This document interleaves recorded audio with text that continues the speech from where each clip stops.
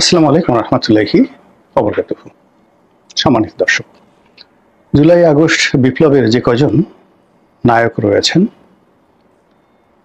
যে নায়ক তাদের কর্মকাণ্ডের মাধ্যমে গত এক বছরে রীতিমতো সেলিব্রিটি মহানায়কে পরিণত হয়েছেন, তাদের মধ্যে নাসিরউদ্দিন পাটোয়ারি প্রধানতম।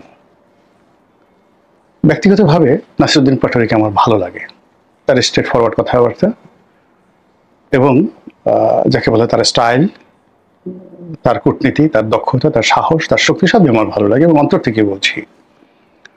আরও সার্জিসকেও ভালো লাগে, হাসনাত আবদুল্লাহকে খুবই ভালো লাগে, তার বিনয়, তার ইন্টেলিজেন্স সব কিছুই তার ভালো লাগে। এবং অবাক করার ব্যাপার হলো যে যত কিছুই বলুক না কেন, এই জুলাই আগস্ট বিপ্লবের মাধ্যমে আমরা যে কয়জন লোক পেয়েছি, যেমন ধরুন নাসিরউদ্দিন পাটোয়ারি, তারপর আক্তার, এরপর সার্জিস, এরপরে নাহিদ, এরপরে যাকে বলা হয় তাসনিম জারা, এরকম অনেক, মানে আপনি যদি এদের লেখাপড়ার কথা চিন্তা করেন, লেখাপড়ার স্ট্যান্ডার্ড, তাহলে ৬৯-এর গণ অভ্যুত্থানে যারা নায়ক ছিলেন বা ৯০-এর গণ অভ্যুত্থানে যারা নায়ক ছিলেন, তাদের অ্যাভারেজ এডুকেশন তাদের চাইতে এই যুগে যারা এসেছেন তাদের অ্যাভারেজ এডুকেশন বেটার। এক। ২ নম্বর হলো যে এই গত এক বছরে এনসিপির যারা লোকজন রয়েছেন তাদের অনেকের বিরুদ্ধে দুর্নীতির অভিযোগ এসেছে, যেমন নাহিদের বাবার, তারপরে আসিফ মাহমুদ সজীব ভুঁইয়ার বাবার বিরুদ্ধে নানা রকম অভিযোগ আছে। কিন্তু ব্যাপার হলো যে সজীব ভুঁইয়া বা নাহিদের এপিএস নিয়েও বিতর্ক আছে। কিন্তু আমরা এখন পর্যন্ত কিন্তু এই যে কয়েকজন শীর্ষ নেতা যারা আছেন, যেমন ধরুন মাহফুজ, এখন যিনি উপদেষ্টা, তথ্য উপদেষ্টা, তারপরে সজীব ভুঁইয়া সবচেয়ে বড় কয়েকটি মন্ত্রণালয় চালাচ্ছেন তিনি, তার মধ্যে এলজিডি তো আছেই, এবং এতগুলো মন্ত্রণালয় নিকট অতীতে কারো অধীন ছিল না। তো এটা তিনি এক বছর যাবৎ চালাচ্ছেন, একেবারে তরুণ। তো মাহফুজ গেল, সজীব ভুঁইয়া গেল, নাসিরউদ্দিন পাটোয়ারি আছেন, তারপর সার্জিস আছেন। তো সার্জিস, নাসিরউদ্দিন পাটোয়ারি কিংবা যাকে বলা হয় অন্য যারা আছেন বড় জোর, তাদের বিরুদ্ধে অভিযোগ হলো এরা যে গাড়িতে চলাফেরা করছেন, এই গাড়িটাও তাদের না, কোটি টাকা দামের গাড়ি, বিভিন্ন লোকজন যে তাদেরকে দিচ্ছেন, এটা কি এমনি এমনি দিচ্ছেন, এটা আমরা বলার চেষ্টা করছি। কিন্তু এই বিপ্লবী যারা আছেন তারা কিন্তু সবসময় বলে ফেলেছেন যে না, বিভিন্ন লোক খুশি হয়ে যারা বিপ্লবের পক্ষে ছিলেন, শেখ হাসিনার পতনে যারা খুব খুশি হয়েছেন, ধনী ব্যক্তি যারা শেখ হাসিনার জামানাতে খুবই নির্যাতিত ছিলেন, তারা কৃতজ্ঞতাবশত তাদের গাড়ি আমাদেরকে ব্যবহার করতে দিয়েছেন। এর মধ্যে মন্দ কি? এবং ঘটনা আমি ঠিকই তো, যদি আমার কাছে আমার যদি এদের সঙ্গে পরিচয় থাকতো এবং এদের সাথে যদি আমি সম্পৃক্ত থাকতাম, তাহলে আমি এদেরকে একটা গাড়ি দিতাম, আমার বৈধ গাড়ি, অসুবিধা নেই। আমি শেখ হাসিনার দ্বারা ক্ষতিগ্রস্ত যদি হয়ে থাকি, তার দ্বারা যদি নির্যাতিত নিষ্পীড়িত হয়ে থাকি, আমার ১০০ কোটি টাকার যদি ব্যবসা থাকে, আমার যদি 10টা গাড়ি থাকে, একটা গাড়ি এই বিপ্লবীদেরকে আমি ব্যবহার করতে দিলাম, বা তাদের যে কোনো একটা কাজে আমি 10 লাখ টাকা দিলাম, 2 লাখ টাকা দিলাম, মনে আনন্দ, এটা দেয়, সবাই দেয়, অসুবিধাটা কি বলেন তো? এই যে এত এমপিরা নির্বাচন করে, তারা যে কোটি কোটি টাকা খরচ করে, তারা বিরাট অংশ তো মানুষ ডোনেট করে রাজনীতিতে, এটা তো ইউজুয়াল ঘটনা। তো এত কিছু করার পরেও দেখা যাচ্ছে যে এদের ব্যক্তিগত দুর্নীতি, তারপর এদের ব্যক্তিগত ভোগ বিলাস, এটা নিয়ে কিন্তু এখনো পর্যন্ত ওইরকম রিমার্কেবল অভিযোগ নেই। আমি তো সেই এরশাদ বিরোধী আন্দোলনের একজন একেবারে প্রথম সারির কর্মী ছিলাম রাজপথে। তো যারা সেই এরশাদের পতনের পর র্যাংসে, ভ্যাকসিন কোর্টে এরশাদের মন্ত্রী মিনিস্টারদের বাড়িতে গিয়ে ওই জমানাতে যে দুর্নীতি অনিয়ম করেছেন, যে ওই আমাদের লাখ টাকা মানে এখন কোটি কোটি টাকা, তারা সেই টাকা নিয়েছেন এবং তারা বাংলাদেশের এখন সবাই চিহ্নিত দুর্নীতিবাজ।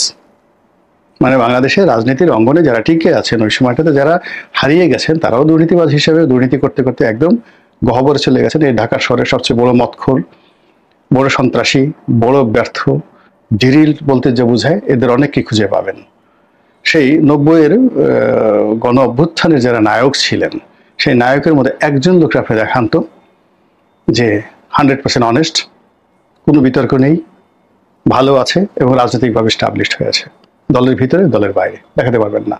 সবগুলোর মধ্যেই কেউ ব্রিফকেস পার্টি, কেউ 2 নম্বর পার্টি, মানে যত রকম অভিযোগ আছে, নিজের ঘরে তারা অপমানিত লাঞ্ছিত, ঘরের বাইরে তারা অসম্মানিত, পার্টিতে তারা বহিষ্কৃত, নানা রকম দুর্ভোগ দুর্দশা। এবং ওই কাজগুলো তারা করেছেন 1 সপ্তাহের মধ্যে, এই অপকর্মগুলো করেছেন 1 সপ্তাহের মধ্যে। ফলে কি হলো, আমরা তো অতীতকে মনে করি না। তো সেই দিক থেকে যদি আপনি বর্তমান যারা আছেন, তো বর্তমানে যারা আছেন তারা 1 সপ্তাহের মধ্যে, 1 মাসের মধ্যে আজ পর্যন্ত এভাবে নিজে পার্সোনালি 1 কোটি টাকা ঘুষ নিয়েছেন, দুর্নীতি নিয়েছেন, দুর্নীতি করেছেন, এই জিনিসগুলো নিয়ে কয়জনের কাছে প্রমাণ আছে? কথা অনেকে বলতে পারেন যে ঠিক আছে, রূপায়ণ টাওয়ারে তারা এত বড় অফিস পেলে কোথায়? আরে বাবা, এটা তো সত্য কথা, তারা কিংস পার্টি করছে। এখানে ডিজিএফআই টাকা দিয়েছে, এখানে এনএসআই টাকা দিয়েছে, ডক্টর মোহাম্মদ ইউনূসের টাকা দিয়েছে, আমেরিকা যদি কোনো ফান্ড থাকে তারা টাকা দিয়েছে। এটা কে কে না দেয়? এটা আওয়ামী লীগকে দিয়েছে। আওয়ামী লীগ যখন 86 সনের নির্বাচন আওয়ামী লীগ করলো, আওয়ামী লীগকে কি এসব টাকা দেয় নাই? বলেন তো, আওয়ামী লীগকে টাকা দেয় নাই? বিএনপি বড় বড় কথা বলে, এরশাদ সাহেব কি বিএনপির বেগম খালেদা জিয়াকে 2টা বাড়ি দেয়নি? ক্যান্টনমেন্টের মধ্যে অত বড় একটা বাড়ি, গুলশানে এত বড় একটা বাড়ি, সেটা কি উনি নেননি? বলেন তো ঘটনাটা। তো এইগুলো তো রাজনীতিতে অ্যাভেলেবল, এগুলো হয়ে থাকে, সব জায়গায় হয়ে থাকে। আচ্ছা, মোর্শেদ খান কি বিএনপিকে টাকা দেন না? দেননি। আব্দুল্লাহ মিন্টু কি বিএনপিকে টাকা দেয় না? কারা না দেয় টাকা বলেন তো? তো এটা রাজনীতিতে হয়ে যায়। তাই আপনি কেন বিএনপি, আওয়ামী লীগ, জামাতের টাকা কেনা দেয়? জামাতের প্রত্যেকটা লোক জামাতকে টাকা দেয়। তো সেক্ষেত্রে আপনি কেন বারবার শুধু এই নাসিরুদ্দিন পাটোয়ারি, এনসিপি যারা যারা আপনাকে 15 বছরের একটা জায়গা থেকে তারা বের হলো, সে মানে বের করলো, এখন আপনি তাদেরকে সবাই গুতাচ্ছেন? তো গুতানোর কারণে কি হচ্ছে, এই নিয়ামত আল্লাহ উঠে নিয়ে যাবে।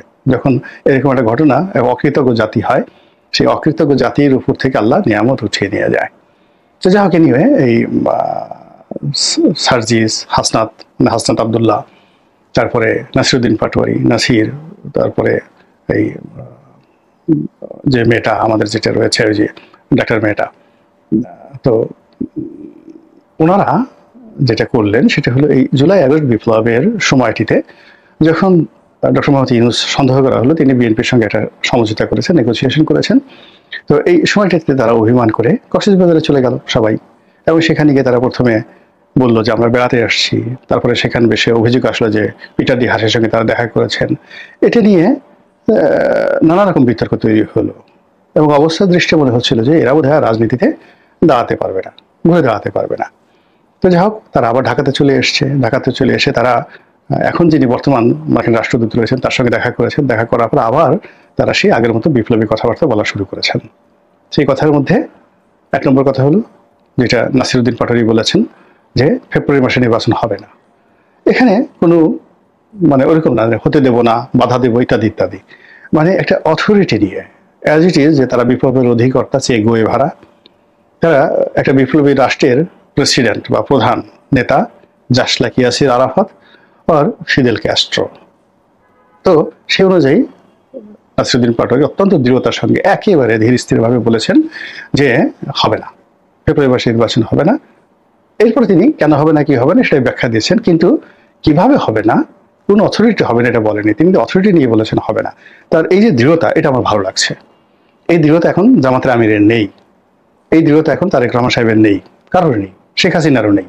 সবাই প্যান প্যান মিনমিন যে জিনিসগুলো আছে, সেই তুলনায় নাসিরুদ্দিন পাটোয়ারি খুব স্ট্রেট ওয়েতে বলেছেন। অথবা ধরেন হাসনাত, তিনি সেখানে গিয়ে ভালো মন্দ সমালোচনা করেন, কিন্তু বাপের বেটা পুলিশ মানে সারা বাংলাদেশ তাকে নিষেধ করেছে, এইসব এভরিবডি। সে বলছে মরে যাবো, লাশ হবো, কিন্তু সে টুঙ্গিপাড়া মানে গোপালগঞ্জে আছে, এবং সেখানে গিয়ে বঙ্গবন্ধু শেখ মুজিবুরকে গালাগালি করে আসছে। এবং এটা বীরত্বের লক্ষণ। আপনি যত নিন্দা করেন না কেন, যুদ্ধের ময়দানে এরকমই, বেয়াদব ছাড়া রাজনীতি করা যায় না। বেয়াদব হতে হয়, একটা থাপ্পড় দিলে আরেকটা থাপ্পড় দিতে হয়। এবং রাজনীতিতে নর্মাল হলো একটা হাত থাকবে আপনার পশ্চাৎ দেশে, যেন কেউ পিছন দিকে আপনার ঢুকে দিতে না পারে, আর আরেকটা হাত থাকবে সামনে। কথা বলার চেষ্টা করে চড়াই 32টা দাঁত খুলে দিতে হবে। তো এরকম শক্তিমত্তা যাদের আছে তারাই রাজনীতিতে শাইন করতে পারে। এবং এই রাজনীতির ক্ষমতা টিকে রাখার জন্য নিশ্চয়তা, বঙ্গবন্ধু নেতা হয়েছেন, অনেক বড় নেতা হয়েছেন। এই হাসনাত, সার্জিস আবদুল্লাহ যারা আছেন, হাসনাত আবদুল্লাহ, সার্জিস, নাসিরুদ্দিন পাটোয়ারি, এরা এখন যেই কাজ করছে এর সাথে বড় বেশি বেয়াদবি করে গিয়ে বঙ্গবন্ধু কিন্তু নেতা হয়েছেন, এমনি হয়নি। মনে করেন তার গুরু, সে একদিকে সামনে গিয়ে পা ধরে সালাম করছে মৌলানা আব্দুল হামিদ খান ভাসানী, আবার অন্যদিকে ছেঁচা লাগাই দিয়েছে, যাও পিটেন দিয়ে আসো। এমন পিটান, সেই পিটনির চোটে মনে করেন যে তারা সম্মেলন করতেছিল, সে কাকমারি সম্মেলন করছে, ঢাকাতে যে আলাদা একটা সম্মেলন করতেছিল একটা সিনেমা হলে, ভয়ের সেটা আওয়ামী গুন্ডাদের ভয়ের সেটা সব সিয়ারের তলে পালাইছে। পাকিস্তান থেকে খুব যাকে সীমান্ত গান্ধী বলা হতো, তো তাকে আনা হয়েছিল, সেই ভদ্রলোক সিয়ারের মানে সিনেমা হলের সেই চেয়ারের নিচে পালাতে বাধ্য হয়েছে। এবং সেইভাবে কিন্তু বঙ্গবন্ধু শেখ মুজিবুর রহমান একজন বঙ্গবন্ধু হয়েছেন, জাতির পিতা হয়েছেন, ন্যাশনাল লিডার হয়েছেন। কিন্তু তার আগে তাকে ওই হাসনাত হইতে হয়েছে, নাসির উদ্দিন পাটোয়ারির মতো বেয়াদবি করতে হয়েছে।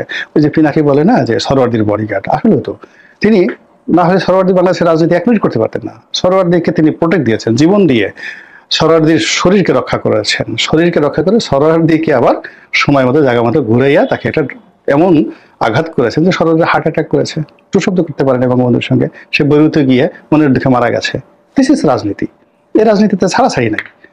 তো সেটা করেছেন, কিন্তু সেই বঙ্গবন্ধু তার যে নেতৃত্বের 71 সন পর্যন্ত নেতৃত্বের আগ পর্যন্ত সে যে দৃঢ়তা দেখাতে পেরেছে, ওটা যদি সে দেশে আসার পর দেখাতে পারতো, তখন সে জাতির পিতা হয়ে গেছে। এই ডক্টর মোহাম্মদ ইউনূসের মতো। ডক্টর মোহাম্মদ